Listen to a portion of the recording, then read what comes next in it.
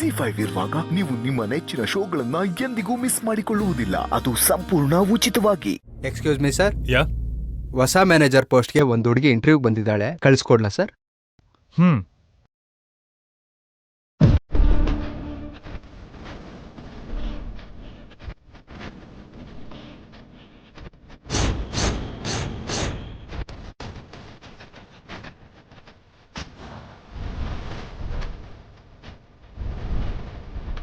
Excuse me, sir.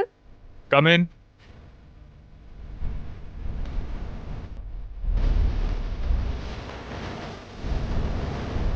Have your seat.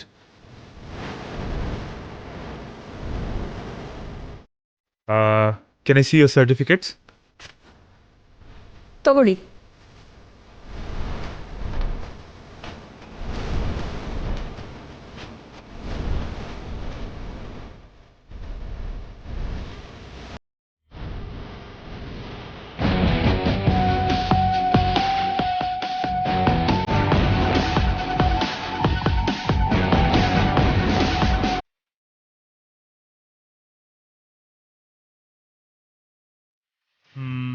Sorry to say this, Miss Priya.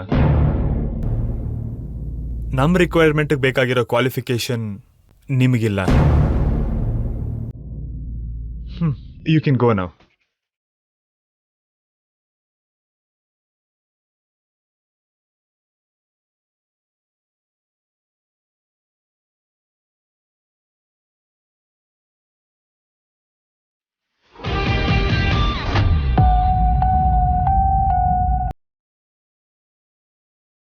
ಪೇಪರ್ಸ್ನಲ್ಲಿ ಏನಿದೆ sir? ಈ figure ನೋಡಿ, ಆಗ ಗೊತ್ತಾಗತ್ತೆ ಕೆಲಸ ಕೊಡೋದೋ ಬೇಡವೋ ಅಂತ. ನೋಡ್ದೆ ಹೇಳ. ನಮ್ಮಲ್ಲಿರೋ ಕೆಲ್ಸಕ್ಕೂ ನಿನಗಿರೋ ಕ್ವಾಲಿಫಿಕೇಶನ್ಗೂ ತುಂಬಾ ಡಿಫ್ರೆನ್ಸ್ ಇದೆ. ಈ ಜಾಬ್ಗೆ ನೀವು ಸೆಟ್ ಆಗಲ್ಲ. ಸೆಟ್ ಮಾಡ್ಕೊಂಡ್ರೆ ಏನ್ ಬೇಕಾದ್ರೂ ಸೆಟ್ ಆಗತ್ತೆ ಸರ್. ಸೆಟ್ ಮಾಡ್ಕೊಳ್ಳೋದು, ಫಿಟ್ ಮಾಡ್ಕೊಳ್ಳೋದು ಎಲ್ಲ ನಿಮ್ಮ ಕೈಲೇ ಇರುತ್ತೆ ಸರ್. ನನಗೇನು ಬೇಕು ಅಂತ ನನಗೆ ಚೆನ್ನಾಗಿ ಗೊತ್ತು. ನೀವಷ್ಟು ವಿವರವಾಗಿ ಹೇಳೋದು ಬೇಕಾಗಿಲ್ಲ. ನಿಮ್ಗೆ ಏನ್ ಬೇಕೋ ಅದನ್ನ ಕೇಳಿ ಸರ್, ಅದನ್ನೇ ಕೊಡೋಕೆ ಟ್ರೈ ಮಾಡ್ತೀನಿ. ಅದೇನಾಗಿದ್ರು ಸರಿ.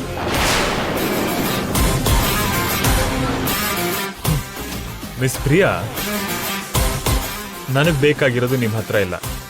ಅದಕ್ಕೆ ನಿಮಗೆ ಬೇಕಾಗಿರೋ ಜಾಬ್ ನಾನು ಕೊಡೋಕ್ಕಾಗಲ್ಲ. ಬೇಕಾಗಿಲ್ಲ ಅಂತ ಯಾವುದು ಬಿಡಬಾರ್ದು ಸರ್.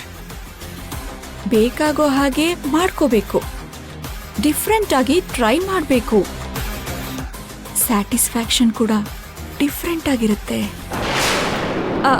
ಐ ಮೀನ್ ವರ್ಕಲ್ಲಿ. ಮಿಸ್ ಪ್ರಿಯಾ, ನಿಮ್ಮ ಇಂಟೆನ್ಷನ್ ನನಗೆ ಇಷ್ಟ ಆಗಲಿಲ್ಲ. ಇಮಿಡಿಯೇಟ್ ಆಗಿ ನೀವು ಇಲ್ಲಿಂದ ಹೊರಡಿ. ಅಯ್ಯಯ್ಯೋ, ಕೋಪ ಯಾಕೆ ಸರ್? ಸ್ವಲ್ಪ ಕೂಲಾಗಿ ಮಾತಾಡೋಣ. Get out. ಸರ್, ನಿಮಗೆ ಬೇಕಾಗಿದ್ದೆಲ್ಲ ಕೊಡ್ತೀನಿ ಅಂತ ಹೇಳದ್ನಲ್ಲ, ಇನ್ನೂ ಏನ್ ಪ್ರಾಬ್ಲಮ್?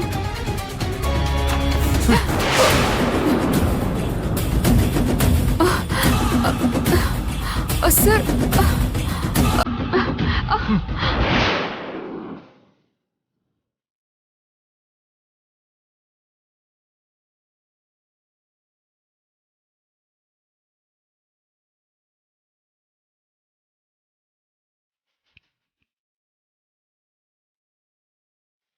ಇನ್ನೊಂದ್ಸಲ ನೀನೇನಾದ್ರೂ ನನ್ನ ಆಫೀಸಲ್ಲಿ ಕಾಣಿಸ್ಕೊಂಡ್ರೆ ನಾನು ಏನ್ ಮಾಡ್ತೀನಿ ಅಂತ ನನಗೆ ಗೊತ್ತಿಲ್ಲ.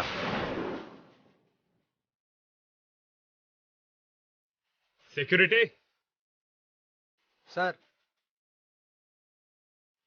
ಈ ಹುಡುಗಿನ ಹೊರಗಡೆ ಕಳಿಸಿ. ಸರಿ ಸರ್.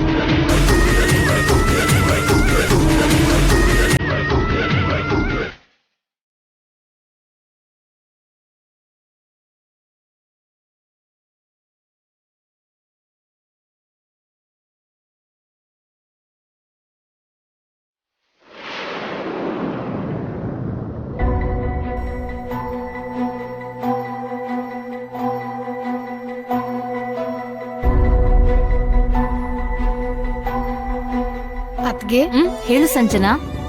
ನೀವ್ ಓಕೆನಾ? ಇದೇನ್ ಹೀಗ್ ಕೇಳ್ತಿದ್ಯಾ? ದೊಡ್ಡಮ್ಮ ಅಂದಿದ್ ಮಾತ್ಗೆ ಬೇಜಾರ್ ಮಾಡ್ಕೊಂಡ್ರೇನೋ ಅಂತ. ಚೆಚೆ, ಹಾಗೇನಿಲ್ಲ ಸಂಜನಾ.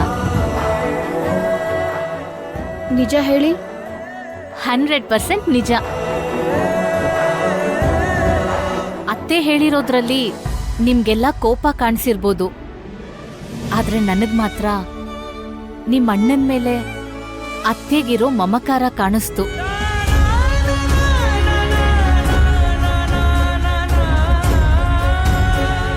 ಬೇರೆಯವ್ರಿಗೆ ಯಾರೇ ಮಾಡಿದ್ರು ಅವ್ರಿಗೆ ಮಾತ್ರ ಅತ್ತೆ ತನ್ನ ಕೈಯಾರೆ ಅಡ್ಗೆ ಮಾಡೋದು.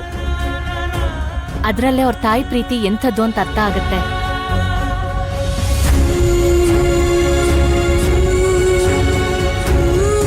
ಅವ್ರಿಗೇನ್ ಇಷ್ಟ ಇದೆ ಇಲ್ಲ ಅಂತ ತಿಳ್ಕೊಳ್ದೆ ಮಾಡಿದ್ದು ನಂದೇ ಅಲ್ವಾ ತಪ್ಪು?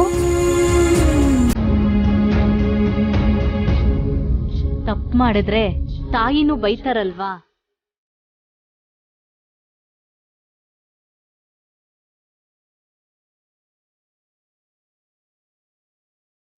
ಅತ್ತೇನು ನನ್ನ ತಾಯಿ ಹಾಗೆ ಬೈದಿದ್ದು ಅಂದ್ಕೊಂಡ್ರೆ ಸರಿ ಹೋಗುತ್ತಲ್ವಾ? ನನ್ ಮಾತುಗಳಿಗೆ ಬೇಜಾರ್ ಮಾಡ್ಕೊಂಡು ಮನಸ್ಸು ನೋಯಿಸ್ಕೊಂಡಿರ್ತಾಳೆ ಅಂತ ಅನ್ಕೊಂಡಿದ್ದೆ. ಆದ್ರೆ ನನ್ ಮನ್ಸನ್ನ ಅರ್ಥ ಮಾಡ್ಕೊಂಡು ನಾನ್ ಹೇಳ್ದಾಗೆ ನಡ್ಕೋತಿದ್ದಾಳೆ. ಇಷ್ಟು ಮೆಚೂರ್ಡಾಗಿ ಹೇಗೆ ಆಲೋಚನೆ ಮಾಡ್ತೀಯ ಭಾಗ್ಯ?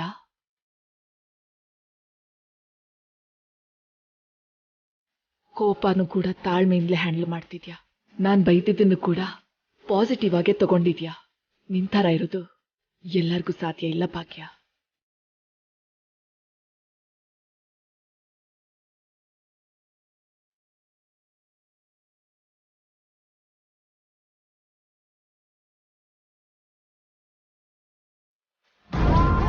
ಇದೇನು ಹನ್ಸಿಕಾ, ಅಡಿಗೆ ವಿಷಯನ ಅಡ್ಡ ಇಟ್ಕೊಂಡು ಭಾಗನ್ಗೆ ಸರಿಯಾದ ಪಾಠ ಕಳ್ಸಿದ್ರಿ ಅನ್ಕೊಂಡ್ರೆ ಇಷ್ಟೆಲ್ಲ ಆದ್ರೂ ನಿಮ್ಮಮ್ಮ ಅವಳ ಮೇಲೆ ಕೋಪನೆ ಮಾಡ್ಕೊಳ್ಳಿಲ್ವಲ್ಲ?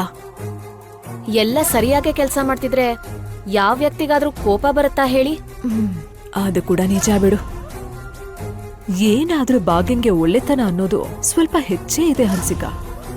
ಅದಕ್ಕೆ ಮನುಷ್ಯನ್ನ ಬದಲಾಯಿಸೋದು ಏಮಾರ್ಸೋದು ಅವಳಿಗೆ ಕಷ್ಟ ಆಗಲ್ಲ. ಪರಿಸ್ಥಿತಿ ಹೀಗೆ ಇದ್ರೆ ಭಾಗ್ಯನ ಈ ಮನೆ ಸೊಸೆಯಾಗಿ ಪರ್ಮನೆಂಟ್ ಆಗಿ ಇಟ್ಕೊಳ್ಬಹುದು ನಿಮ್ಮಮ್ಮ. ನಂಗೂ ಅದೇ ಡೌಟ್ ಆಗ್ತಿದೆ ಚಿಕ್ಕಮ್ಮ. ಅಂಥದ್ದೆಲ್ಲ ಮನ್ಸಲ್ಲಿ ಇಟ್ಕೋಬಾರ್ದು. ಅಮ್ಮ ಭಾಗ್ಯ. ಹಾ ಮಾವ. ZEE5 ಆಪ್ ಡೌನ್ಲೋಡ್ ಮಾಡಿ ಎಲ್ಲಾ ಸಂಚಿಕೆಗಳನ್ನು ಸಂಪೂರ್ಣ ಉಚಿತವಾಗಿ ನೋಡಿ.